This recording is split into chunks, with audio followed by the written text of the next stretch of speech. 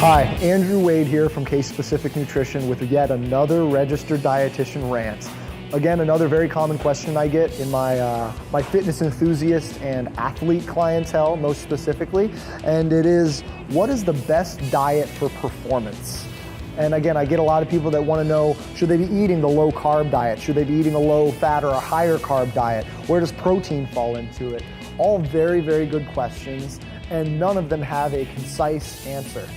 But again, with the spirit of the registered dietitian rant, I'm going to do my best to get through some good content that gets you thinking about it a little bit of a different way. And for more information, you can always contact me on my websites, pittsburghdietitian.com, casespecificnutrition.com, or through Facebook at Case Specific Nutrition, or Twitter at amwadenutrition. But to get back to the point at hand, we've got the dilemma of low carb versus higher carb for athletic performance. And really one of the biggest things it goes back to is the type of athletic performance we're talking about.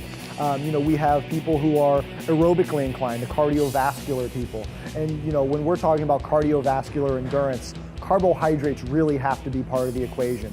There's been some recent studies that are trying to show high fat diets and low carb diets have an indication for use in this population, but overall those results are really mixed. And one of the things that seems to remain consistent is that people fatigue faster and don't recover quite as well when the carbohydrates aren't present.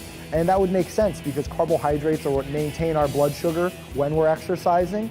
And also they're the preferred fuel source for our muscles during exercise as well.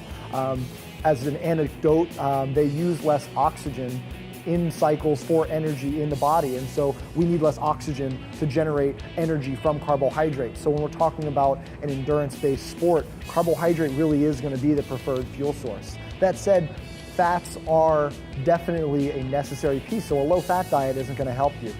When we're looking at this, moderate intensity activity that's going on for a longer period of time, we need both carbs and fat. The fat is what our body is going to run on, but then the carbohydrate is going to be used to maintain blood sugar, and it's also going to kind of be that background for when we get to that final push at the end, where you're going to sprint to the finish, or you got that last final cycle to the end, and your body is going to need more carbohydrate for those activities.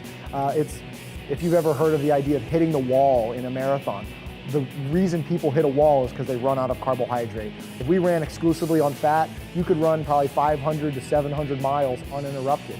But we hit a wall around mile 10, and it's because we need carbs to keep blood sugar stable. And so for athletes that are doing your moderate intensity, longer aerobic type endurance activity, we really are looking for a mixture of carbs and fats. Carbs during, fats before, and then carbs and protein afterwards to maximize recovery. Shifting gears to our more anaerobic group, our weightlifters, maybe our sprinters, our shorter distance runners. That's another tricky group because during the activity, your body does prefer using carbohydrates instead of the fat. It's going to be a short burst, short period of intensity. It's going to use the systems that run on carbohydrate. That said though, because we are not going as long, we're not going as intensely, you have usually longer periods of the day that are going to be what we would consider less active or more sedentary. And so there's an indication for use of fat throughout the rest of the day. And so what I find I do with a lot of my weightlifters and sprinters is that we again frame the exercise with carbohydrate, pre, during, if needed, and then post, and then throughout the rest of the day, get the fats in along with the proteins. And so again, it goes back to the idea of balance. I really, especially in an athletic or a fitness enthusiast group, it's rare that you see a low fat or low carb diet that maximizes activity, that maximizes fitness, that maximizes performance, as well as a carb and fat managed diet that has attention to both and uses both to maximize performance. Again, if you have more questions, don't hesitate to contact me. This is Andrew Wade with Case Specific Nutrition. Thank you.